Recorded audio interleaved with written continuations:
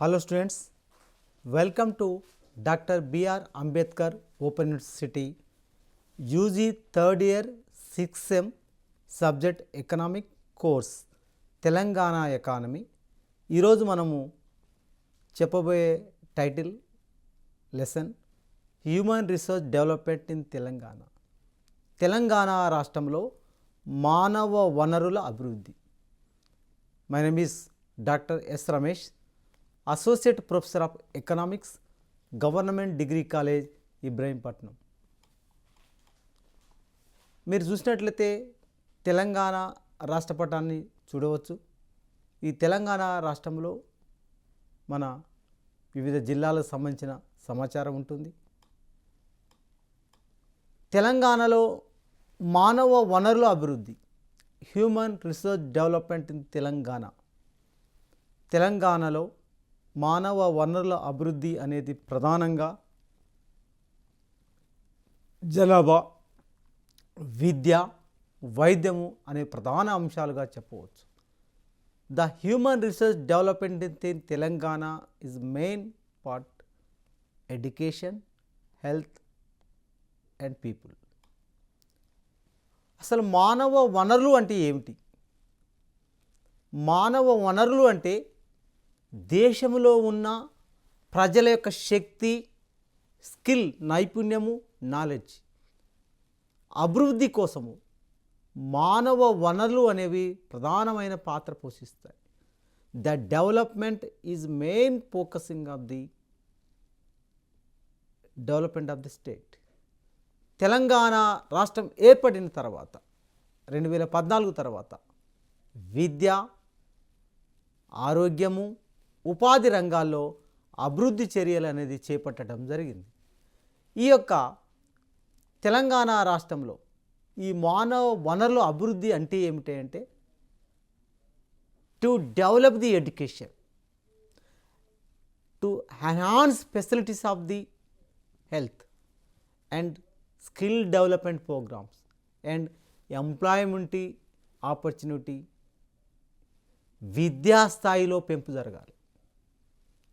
అంటే నూతన జాతీయ విద్యా విధానం అంటే కొటారి కమిషన్ కానించి, ఆపరేషన్ బ్లాక్ బోర్డ్ కానించి ఇప్పటిదాకా విద్యా స్థాయిలో ఎంత స్థాయి పెరిగింది అంటే పాఠశాల విద్యా స్థాయి, కళాశాల విద్యా స్థాయి, higher education, university level, skill education, ఇవన్నీ కూడా విద్యా స్థాయిలో ఎన్హాన్స్ జరగాలి, పెంపు జరగాలి.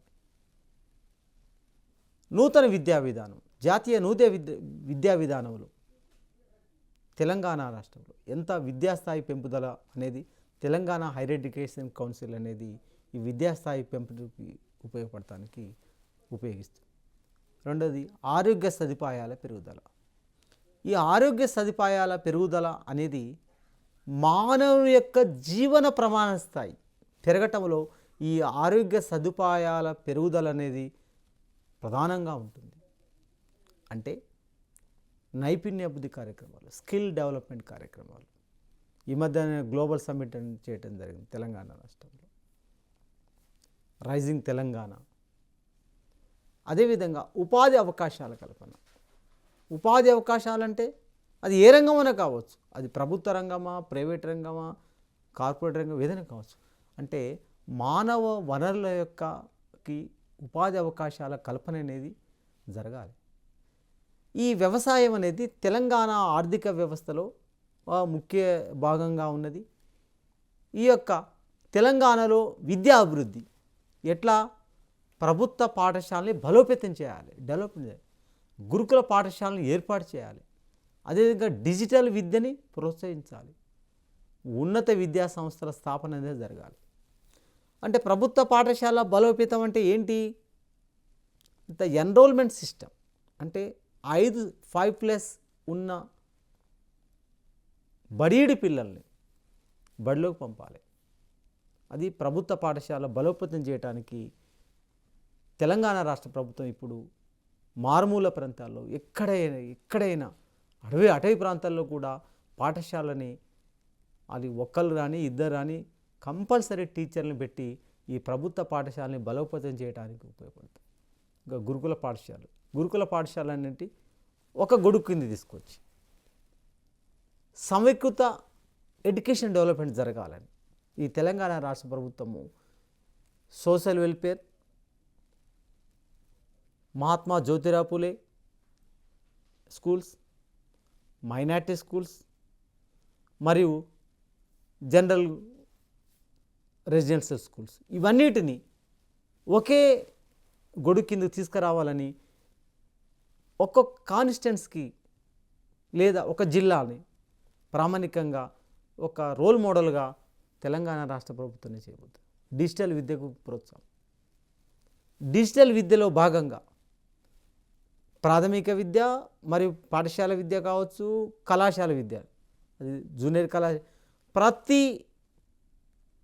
ఎడ్యుకేషన్ సిస్టంలో ఈ డిజిటల్ విద్యని ప్రోత్సహించడానికి డిజిటల్ టెక్నాలజీని ఇప్పుడు అన్ని పాఠశాలకు టీవీలు కావచ్చు, విద్యుత్ సౌకర్యం, టీవీలు మరియు జూనియర్ కాలేజీలకు, డిగ్రీ కాలేజీలకు అన్నీ కూడా డిజిటల్ టెక్నాలజీలో విద్యను ప్రోత్సహించడానికి ప్రభుత్వం అనేది తోడ్పడుతుంది. అంటే తెలంగాణలో విద్యాభివృద్ధిలో డిజిటల్ విద్య అనేది ప్రధాన పాత్ర పోషిస్తుందని చెప్పచ్చు. ఉన్నత విద్యా సంస్థల స్థాపన. ఉన్నత విద్యా స్థాపన అంటే ప్రాథమిక విద్యా స్థాయిలో 100% ఎన్రోల్ ఉన్నప్పుడు డిగ్రీ స్థాయికి పోయేసరికి ఒక 30-40% ఉంటుంది. కాబట్టి ఇంకా ఎడ్యుకేషన్ సిస్టమ్ని డెవలప్ చేయడానికి తెలంగాణ రాష్ట్ర ప్రభుత్వం ఈ మధ్య కాలంలో ప్రైవేట్ యూనివర్సిటీలకు కూడా అవకాశం కల్పించడం జరిగింది. అంటే ఉన్నత విద్యలో నూతన కోర్సులను, అంటే విద్యా వ్యవస్థలో వస్తున్న మార్పుల్ని గమనించి ఈ సమాజానికి ఏ యొక్క విద్య అవసరము, అంటే కార్పొరేట్ స్థాయికి ఏ విద్య అవసరము, పారిశ్రామిక సంస్థలకు ఏ విద్య అవసరము, ఏ స్కిల్ అనేది కొత్తగా ఈ సిలబస్లో ఉన్నత విద్యా సంస్థల హైయర్ ఎడ్యుకేషన్ కౌన్సిల్ సహకారంతో ఈ యొక్క మొత్తము సమూలమైన సిలబస్లో మార్పులు చేయడం జరిగింది. అందుకే ఈ మధ్య కాలంలో ChatGPT, AI టెక్నాలజీ అనేది డిజిటల్ విద్య ఎట్లా డెవలప్ చేయాలనే విషయం మీద అనేకమైన సెమినార్లు, వర్క్షాప్లు కూడా వివిధ విద్యా సంస్థలు అనేది ప్రారంభించి ఈ యొక్క డిజిటల్ విద్యకు ప్రాధాన్యత ఇవ్వడం జరిగింది. విద్యారంగం 2015-2025 మధ్య కొత్త ప్రభుత్వ పాఠశాలలు విద్యా అభివృద్ధి ప్రాధాన్యం అనేది పెరిగింది. 20% కొత్త స్కూల్స్ ఓపెన్ చేయడం జరిగింది, మూతపడ్డాయి. 550 కొత్త ప్రభుత్వ పాఠశాలలు ఏర్పాటు చేయాలని కూడా ప్రకటించడం జరిగింది.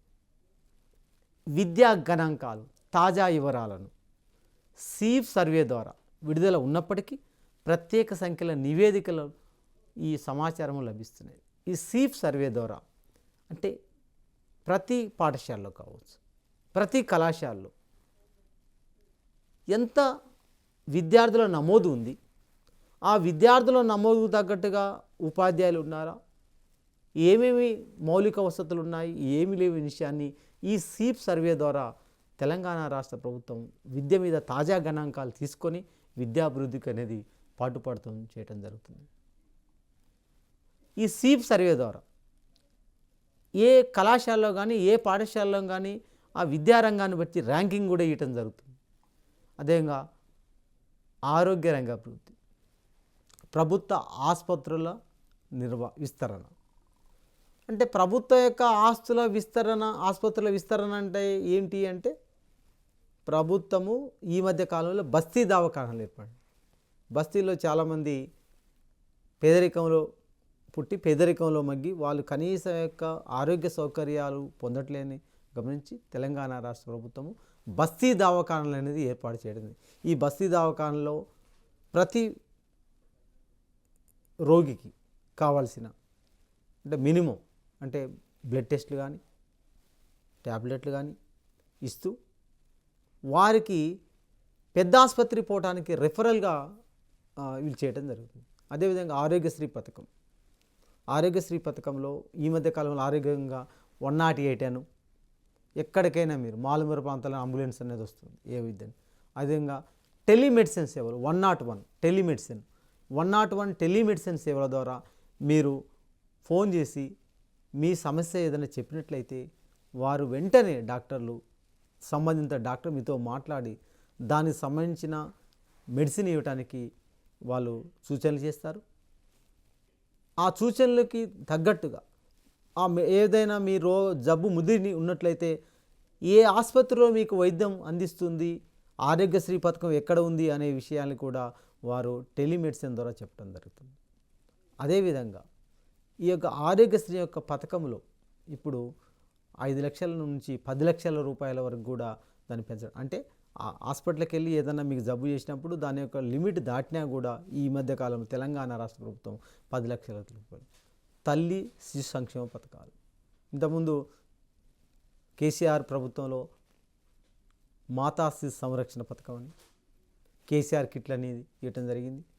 అదేవిధంగా తల్లి శిశు సంక్షేమ పథకాల్లో mortality rate and fertility rate, అంటే ఫెర్టిలిటీ రేటు ఒక స్త్రీ సగటున ఎంతమందికి జన్మిస్తారు 2.1 అండి.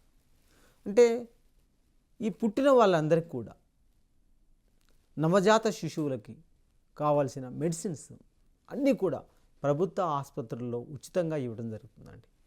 అంటే ఆరోగ్య రంగ అభివృద్ధి పట్ల తెలంగాణ రాష్ట్ర ప్రభుత్వం చాలా ప్రత్యేకమైన శ్రద్ధ తీసుకుంది.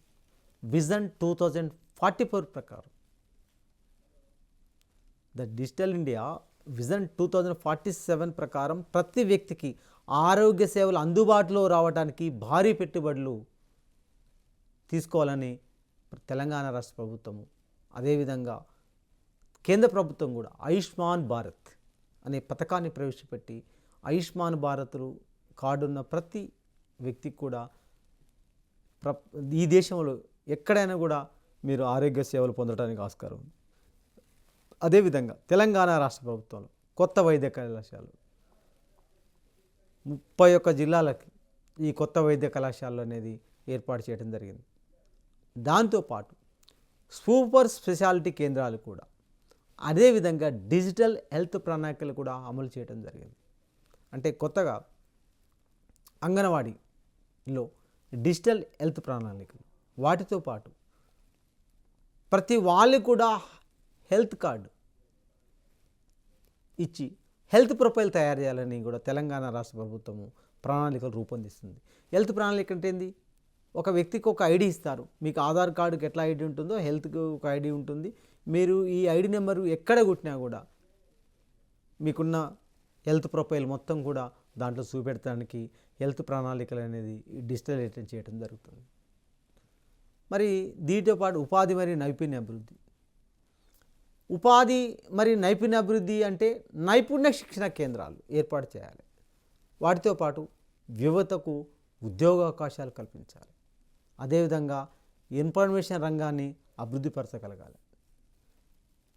ఎప్పుడైతే ఈ యొక్క మూడో రంగమైన తృతీయ రంగం సేవా రంగం ఇవాళ 66.39% జిఎస్డిలో వాటా పొందిందంటే ఈ యొక్క ఐటీ రంగం ఎంత అభివృద్ధి చెందిందో మనం ఐటీలో బెంగళూరు తర్వాత అత్యధికంగా ఈ దేశంలో అభివృద్ధి చెందింది అంటే మనం హైదరాబాద్ అని చెప్పవచ్చు. త్వరలో మనం కూడా బెంగళూరును దాటి హైదరాబాదు ప్రథమ స్థానంలో ఈ దేశంలో రాబోతుంది. ఐటీ రంగం ఆ విధంగా విస్తృతంగా అభివృద్ధి చెందడానికి ఈ తెలంగాణ రాష్ట్ర ప్రభుత్వం పనిచేస్తుంది. Task Telangana academy for skill and knowledge ద్వారా శిక్షణ కార్యక్రమాలు. ఈ టాస్క్ ద్వారా ప్రతి ఒక్క ప్రభుత్వ డిగ్రీ కళాశాలలో ఎవరైతే ప్రవేశం పొందుతున్న విద్యార్థులకి టాస్క్ ద్వారా స్కిల్ డెవలప్మెంట్ నేర్పించి, సాఫ్ట్ స్కిల్స్ నేర్పించి, సాఫ్ట్ స్కిల్స్తో పాటు కాంపిటేటివ్ నాలెడ్జ్, దానితో పాటు స్కిల్ డెవలప్మెంట్ ప్రోగ్రామ్స్ నేర్పుతూ ఈ టాస్క్ ఒక సర్టిఫికేట్ కోర్సును కూడా ప్రతి డిగ్రీ కాలేజీలో ఒక మెంటర్ ద్వారా, అదేవిధంగా శిక్షకుల ద్వారా ఈ విద్యార్థులకు నేర్పి శిక్షణ ఇచ్చి వారికి ఉపాధి మరియు నైపుణ్యాల్ని అభివృద్ధిపరచడానికి ఈ టాస్క్ అనేది ఉపయోగపడుతుంది. తెలంగాణ మానవ అభివృద్ధి సూచికను ప్రధానంగా మానవ అభివృద్ధి సూచిక చూసుకోవాలంటే 3 విషయాలు చూస్తారండి. ఒకటి విద్య, education, health and income. Income అంటే పర్ క్యాపిటల్ ఇన్కమ్. తెలంగాణ రాష్ట్రం దేశంలో మంచి స్థానం అంటే 11వ స్థానంలో ఉంది మానవ అభివృద్ధి సూచికలు చూసుకున్నట్లయితే. ఈ యొక్క HDI ఈ హ్యూమన్ డెవలప్మెంట్ ఇండెక్స్ అనేది పాకిస్తాన్కి చెందిన మహబూబ్ ఉలోక్ అనేది దీన్ని రూపొందించడం జరిగింది. భారతదేశం HDI ర్యాంకులో 193 దేశాలని 2025 యునైటెడ్ నేషన్ డెవలప్మెంట్ ప్రోగ్రామ్ నివేదిక ప్రకారం 130వ ర్యాంక్ అనేది భారతదేశం 193 దేశాల్లో. ఇంకా ఈ ర్యాంక్ అనేది ఇంకా తగ్గించుకోవటానికి, అంటే ఇంకా మెరుగైన ఫలితాలు, అంటే విద్యని కాక డెవలప్ చేస్తే హెచ్డిఏలో మన మంచి ర్యాంక్ వస్తుంది, వైద్యాన్ని డెవలప్ చేస్తే హెచ్డిఏలో. అదేవిధంగా పర్ క్యాపిటల్ ఇన్కంలో కూడా మన భారతదేశం తలసరి ఆదాయంతో పోలిస్తే తెలంగాణ రాష్ట్ర తలసరి ఆదాయం దాదాపుగా 2 ఇంతలుగా ఉంది. అంటే 3,83,000 దాదాపుగా ఉంది. అంటే తెలంగాణ రాష్ట్రం యొక్క తలసరి ఆదాయం బాగా పెరిగిందంటే హెచ్డిఏలో తెలంగాణ ర్యాంక్ కూడా పెరగటానికి ఈ ఉపయోగపడుతుంది చెప్పవచ్చు. ఈ మానవ వనరుల అభివృద్ధి తెలంగాణలో చాలా ప్రాధాన్యం పొందింది. దేంట్లో? విద్యలో, ఆరోగ్యంలో, ఉద్యోగంలో, అదేవిధంగా నిరుద్యోగతను తగ్గించడానికి, అలాగే మహిళల భాగస్వామ్యం వంటి the women empowerment is the main factor of the human development index. And డెవలప్మెంట్లో మహిళల విద్య అనేది చాలా ముఖ్యమండి. అదేవిధంగా తెలంగాణ జిఎస్డిపి ఫైనాన్షియల్ ఇయర్ 2026లో సుమారు 18.0 ట్రిలియన్లుగా అంచనా వేయండి. అంటే తెలంగాణ జిఎస్డిపిలో ఎంతగా పెరుగుతుందంటే మనము దేశ ఆర్థిక అభివృద్ధితో కంటే ఎక్కువగా ముందంజలో ఉన్నామని చెప్పారు. తెలంగాణ తలసరి ఆదాయం దిశగా అభివృద్ధి సామాన్యంగా ఆదాయం అనేది పెరుగుతుంది. ఈ ఆదాయం అనేది వారి యొక్క ఆర్థిక పరిస్థితి ఫలితంగా పెరుగుతుంది. అయితే ఈ ఆరోగ్య మరియు సామాజిక సేవల్ని కాక ద హ్యూమన్ రిసోర్స్ డెవలప్మెంట్ని తెలంగాణ మీరు గమనించినట్లయితే 2026 ఉగాది రోజున 1000 పడకల ఆధునిక ఆసుపత్రి టిమ్స్ సనత్ నగర్లో ప్రారంభించడం జరుగుతుంది. ఇది పేదలకు మెరుగైన వైద్య సేవలు అందిస్తుంది. 1000 పడకల ఆసుపత్రి అండి టిమ్స్. అదేవిధంగా తెలంగాణ ప్రభుత్వం ఉచిత హెచ్పివి వ్యాక్సిన్ సర్వైకల్ క్యాన్సర్ నివారణ కోసం 14-15 ఏళ్ళ బాలికలకు అందించనుందని ప్రకటించింది. ఎందుకంటే ఇవాళ ఎక్కువగా సర్వైకల్ క్యాన్సరు ఉమెన్స్కి వస్తుంది కాబట్టి దాన్ని తగ్గించాలంటే దాన్ని ప్రాథమిక దశలోనే గుర్తించాలనే ఉద్దేశంతో హెచ్పివి వ్యాక్సిన్ని వేయటం వల్ల ఇది ఒక నిరోధక శక్తిగా ఉపయోగపడుతుందని తెలంగాణ ప్రభుత్వం ఉచిత హెచ్పివి వ్యాక్సిన్ అనేది సర్వైకల్ క్యాన్సర్ నివారణ కోసం అనేది ఇది ప్రవేశపెట్టడం జరిగింది. అదేవిధంగా ఈ యొక్క ఆరోగ్య యొక్క సామాజిక సేవల్లో భాగంగా వైద్య సేవలని పెంచడం కోసం 1623 వైద్య పోస్టులు నియామకాలు ఖాళీలు పూరించేందుకు తెలంగాణ రాష్ట్ర ప్రభుత్వం 2025లో నోటిఫికేషన్ వేసి వీటిని కూడా భర్తీ చేయించడం జరిగింది. అదేవిధంగా the human resource development depends upon the population and work force, జనాభా, పనిచేసే జనాభా. అయితే అభివృద్ధి అనేది జనాభా మీద ఆధారపడి అన్నప్పుడు కూడా జనాభాలో పనిచేసే జనాభా మీద ఆధారపడి ఉంటుంది. మొత్తం పనిచేసే వయసులో జనాభా 70.2% మంది ఉత్పాదక వయసు జనాభా ఉంది. ఇది దేశంలో మంచి స్థాయి ఉంది. పని చేయటానికి అనువైన మార్కెట్ అనేది పెరుగుతుంది. ఐటీ రంగం కానీ ఫార్మా వంటి రంగాలు ఉద్యోగ అవకాశాలు బాగున్నాయి. ఈనాడు తెలంగాణ రాష్ట్రం హైదరాబాదు చుట్టుపక్కల ప్రాంతాల్లో ఫార్మా రంగం చాలా ముందంజలో ఉంది. అదేవిధంగా తలసరి ఆదాయంలో ఫార్మా రంగం యొక్క పాత్ర గణనీయమైన ముందంజలో ఉందని చెప్పవచ్చు. అంటే ఈ యొక్క ఫార్మా వంటి రంగాల్లో ఉద్యోగ అవకాశాలు పెంచుకోవటానికి తెలంగాణ మానవ వనరుల అభివృద్ధి అనేది ప్రధానంగా జనాభా మరి పని చేసే శక్తి మీద ఆధారపడి ఉందని చెప్పవచ్చు. తెలంగాణ ఉత్పాదక వయసులో ఉన్న జనాభా అంటే 0 to 14 ఇయర్స్ పిల్లలు బాల కార్మికులుగా ఉంటారు. వాళ్ళు ఎలాంటి పని చేయడానికి లేదు. 59 సంవత్సరాలు పైబడిన వారు వాళ్ళు ఎలాంటి పని చేయలేని స్థితిలో, అంటే వాళ్ళ వయసు రీత్యా ముసలివారిగా ఉంటారు కాబట్టి ఉత్పాదక శక్తి అంత ఉండదు. ఉత్పాదక శక్తి మరి ఉత్పాదక వయసులో ఉన్న వాళ్ళు ఎవరు అంటే 15 to 59 సంవత్సరాలు, వీళ్ళు 70.2% మంది ఉంది. అంటే జనాభాలో సుమారుగా 3 వంతులు పనిచేస్తే ఒక వంతు వారు డిపెండ్ మీద ఆధారపడింది. ఇది పని చేయగల శక్తి ఎక్కువ అని సూచిస్తుంది. పనిచేసే జనాభా వర్క్ పాపులేషన్ పరిధి పెద్దది, కానీ ఇప్పుడు 53% మాత్రం జనాభా మాత్రమే సంపాదనతో పనిలో ఉన్నారు. మిగతా 47% మంది వీళ్ళు ఏం ఉద్యోగాలు చేయకుండా ఈజ్ డిపెండెంట్ మీద ఆధారపడి ఉన్నారు. ఉద్యోగాలు మరి నిరుద్యోగిత. ఈ ఉద్యోగాలు నిరుద్యోగిత కేంద్రం అనేది ప్రతి 5లో ఒక యువత నిరుద్యోగి ఉండండి.